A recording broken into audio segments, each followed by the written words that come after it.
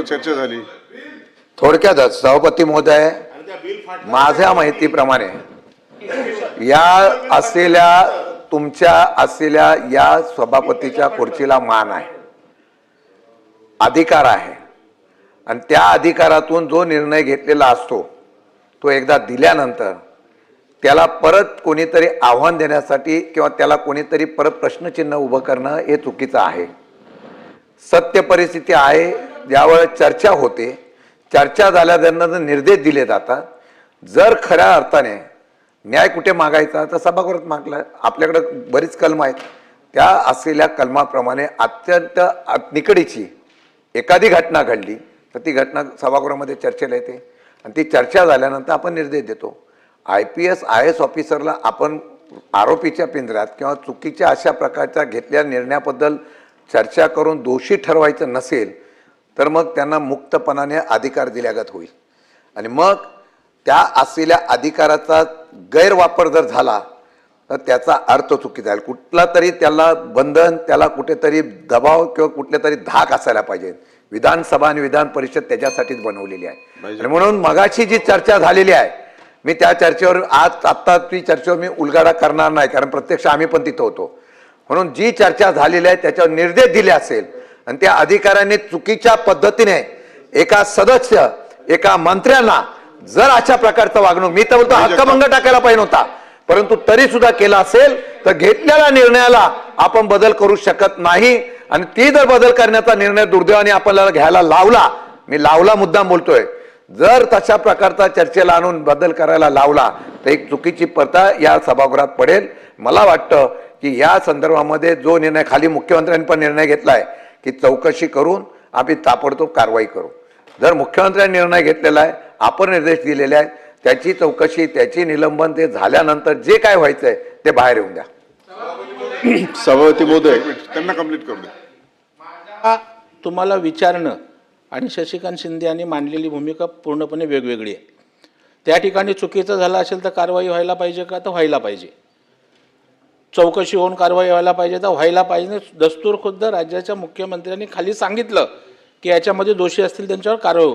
माझा या सभागृहाचं कामकाज चालवत असताना मला समजून घ्यायचं आहे, कारण आपण एखादा आदेश त्या ठिकाणी दिल्यानंतर ती प्रेसिडेंट होतो, ती तुम्ही थांबा ना, तुम्ही बोलत असताना मी बोललो ना शिंदे साहेब, तुम्ही तर सभापतीमध्ये मला समजून घ्यायचं आहे की अशा प्रकारे नेमकं कायदेशीर काय आहे आणि ते जर नसेल, मला त्या प्रकरणाबद्दल काही म्हणायचं नाही।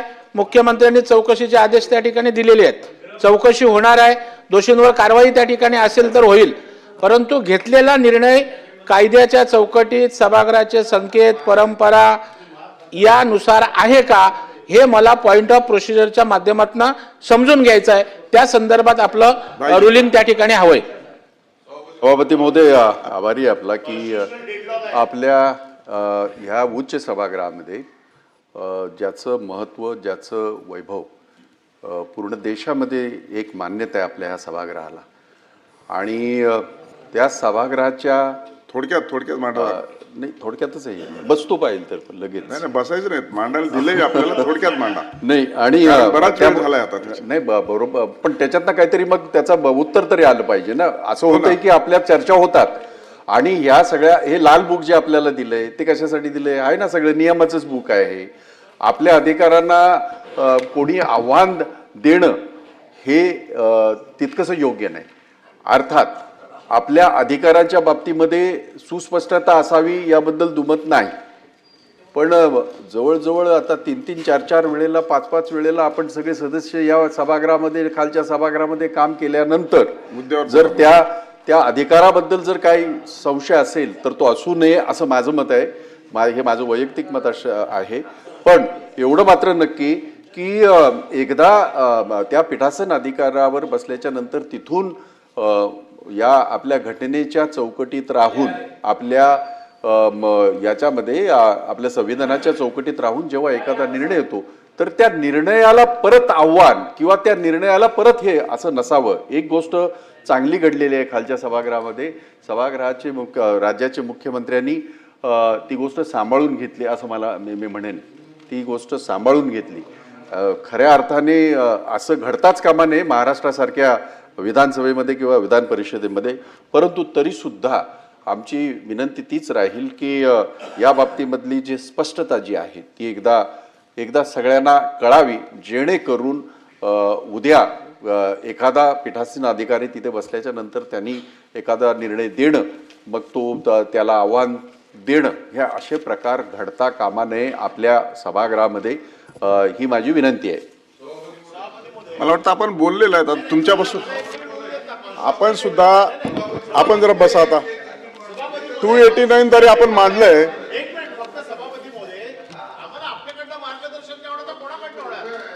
जायचं कुठे मार्गदर्शन घ्यायला? आमच्याकडे विस्तृत चर्चा होत आहे. सभापती महोदय, आम्हाला फक्त एवढंच समजून घ्यायचंय की या जागेवर येऊ का जागेवर आणू? बिल आहे, लक्षात ठेव. नाही, जागेवर आणतो.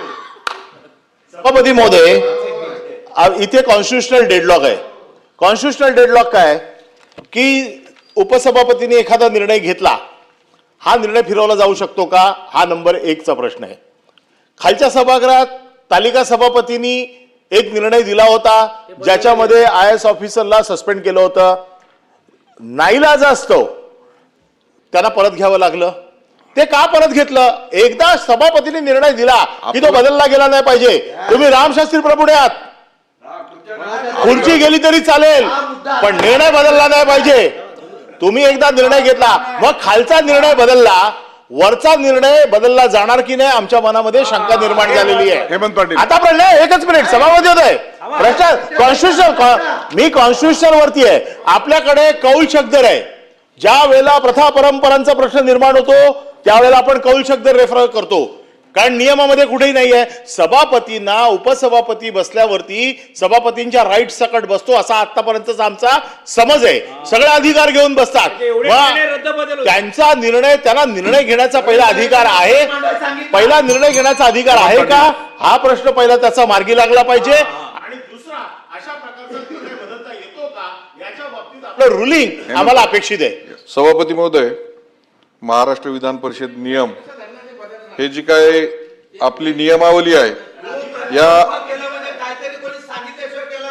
या नियमावलीमध्ये विधान परिषदेचे अधिकारी भाग 2 याच्यामध्ये कलम 9 आहे.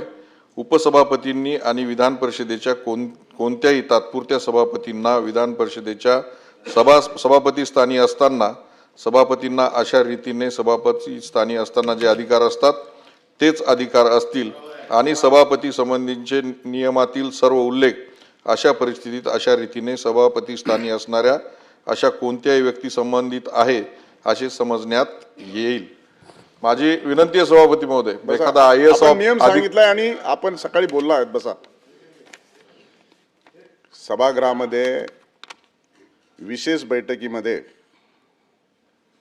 आज सकाळी सातारा जिल्हा परिषद निवडणूक अध्यक्ष आणि उपाध्यक्ष जो गोंधळ झाला त्या संदर्भामध्ये अचानकपणे चर्चा उपस्थित झाली आणि त्या चर्चेमध्ये सहभागी होत असताना मंत्री शंभूराजे, मंत्री मकरंद आबा, मंत्री उदयजी सामंत, मंत्री जयकुमार गोरे, त्याचबरोबर 289 द्वारे अनिल परब यांनी देखील आपलं मत व्यक्त केलं.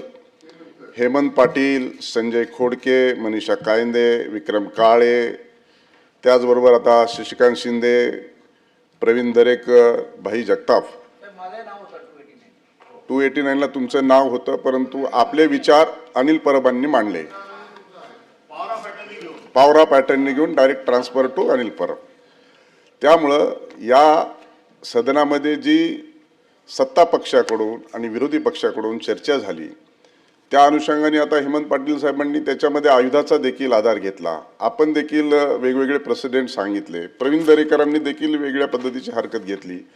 माननीय विधिमंडळाचे नेते आणि मुख्यमंत्री महोदयांनी देखील खालच्या सभागृहामध्ये सखोल चौकशीचे आदेश पारित केलेले आहेत आणि दरम्यानच्या कालखंडामध्ये पीठासीन अधिकाऱ्यांनी देखील आपल्या बोलण्यामध्ये सांगितलंय की चौकशी करणं अपेक्षित होतं, परंतु सरकारने चौकशी केली नाही, तथापि मी असा निर्णय जाहीर करते असं देखील यामध्ये सांगण्यात आलं. त्यामुळे ही सगळी गोंधळाची परिस्थिती पाहता त्यामध्ये या चर्चेच्या अनुषंगाने आणि झालेल्या प्रकाराच्या अनुषंगाने जो रुलिंग देणं अपेक्षित आहे तर ते मी रुलिंग लवकरच देतो. ते रुलिंग मी राखून ठेवलंय आणि त्यामुळं ते रुलिंग राखून ठेवलेलं आहे. मी लवकरात लवकर त्याचं रुलिंग देईन. बिल मी सगळे राखून ठेवलेले झालेले निर्णय आता मी रुलिंग देतो त्याच्यात. आमची हरकत एवढीच आहे की आपण या सभागृहामध्ये परत एकदा कालच्या सारखी एक वेगळ्या प्रकारची लोकशाहीची हत्या होते.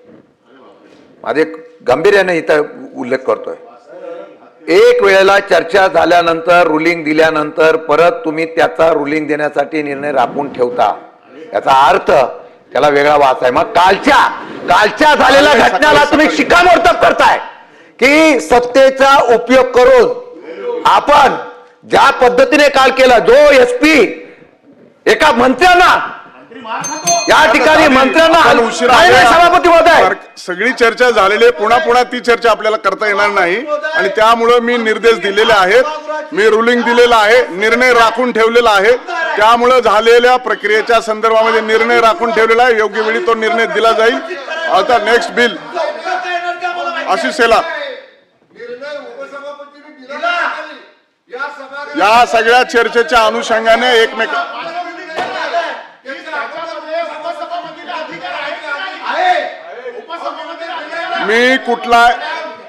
मी या संदर्भामध्ये आपण विनाकारण अनावश्यक संशय कल्लोळ उभा करण्याचं कुठलंही काही कारण नाही आणि त्यामुळं आपण निर्देश दिले, रुलिंग दिली, जी सभागृहात चर्चा झाली तो निर्णय मी राखून ठेवलेला आहे आणि त्याच्यावरती मी ठाम आहे. त्याच्यामुळे निर्णय राखून ठेवलेला आहे. निर्णय योग्य वेळी दिला जाईल. रुलिंग दिले नाही, निर्देश दिलेले आहेत.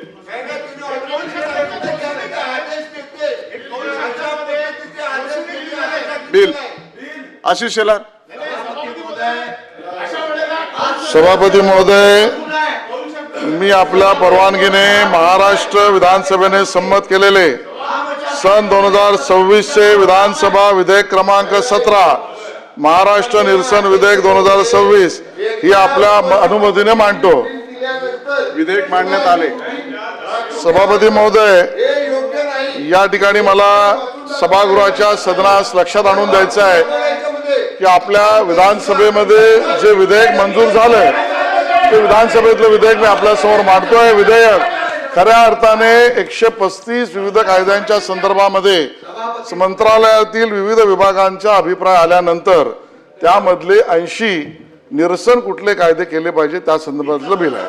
आणि मग अध्यक्ष महोदय, बिल अतिशय छोटं पण महत्वाचं आहे. अशाच पद्धतीचं एक विधेयक आपण शिंदे साहेबांना आठवत असेल, नागपूरला सुद्धा अशा स्वरूपाचं विधेयक त्या ठिकाणी चर्चा केली होती.